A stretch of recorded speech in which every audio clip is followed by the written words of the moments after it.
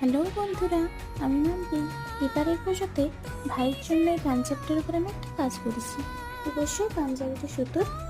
আজ চেয়েছিলাম পাঞ্জাবিটা একটু প্লেন পাঞ্জাবি নিতে, মানে পাঞ্জাবির উপর যে দাগগুলো দেখছেন ওগুলো না থাকলে মনে হয় বেটার হতো।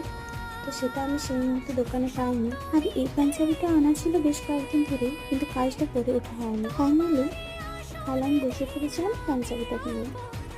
আর যেহেতু পাঞ্জাবের কালারটা দুধ কালার রয়েছে, সেই জন্য দুধ কালারের উপর আঁকার জন্য আমি এই সাদা ফেব্রিকটা ইউজ করেছি।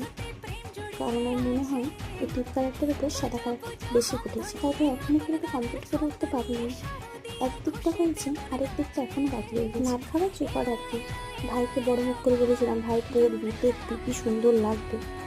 শেষ না করতে পারলে ভাই আমাকে কথা শুনিয়ে শেষ করে দেবে।